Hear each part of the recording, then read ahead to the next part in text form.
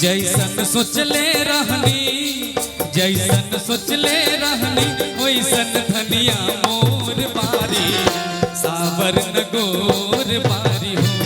जैसन सोचले रहनी वैसन धनिया मोर बारी सावर न गोर बारी हो। थोड़े झरहर पातर मोट थोड़े थोर बारी सावर न गोर बारी हो।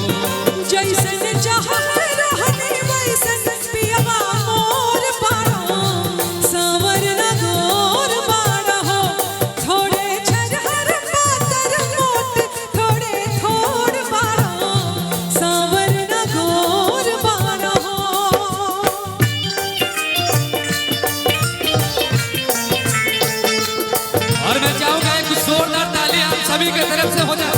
कमान एवरीबॉडी सभी लोग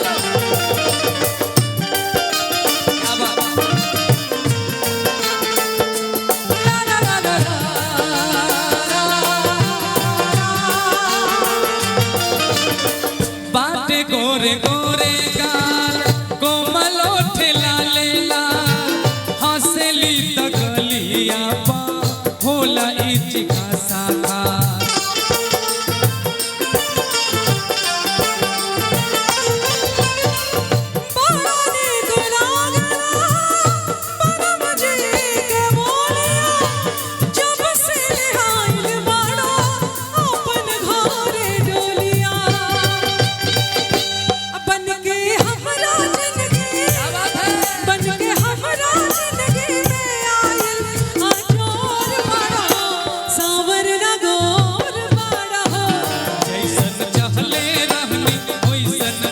मोर बारी सावर न गोर बारी हो।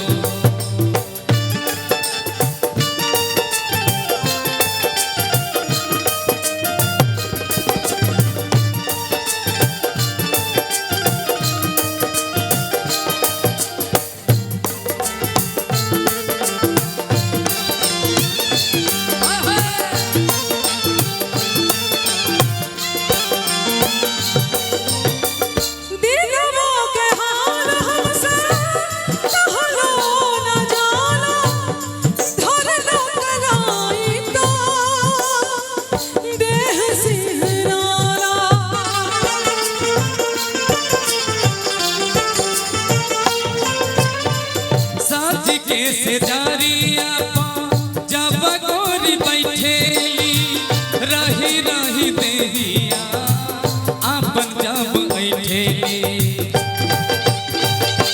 बाटे जुल्म जवानी चंदा के चकोर बारी सावर न गोर बारी हो। बाटे जुल्म जवानी चंदा के चकोर बारी सावर न गोर बारी हो। जैसन जहाँ रहने वैसन पियवा मोर बारा सावर न गोर बारा हो। थोड़े झरहर पातर मोट थोड़े थोड़ बारा सावर न गोर बारा हो। जैसन सोचले रहनी वैसन धनिया मोर बारी सावर न गोर बारी हो।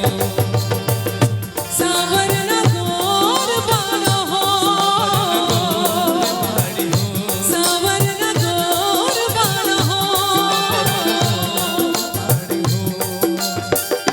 ला ला ला ला ला ला। बहुत बढ़िया, बहुत अच्छा, बहुत सुरीले। Thank you.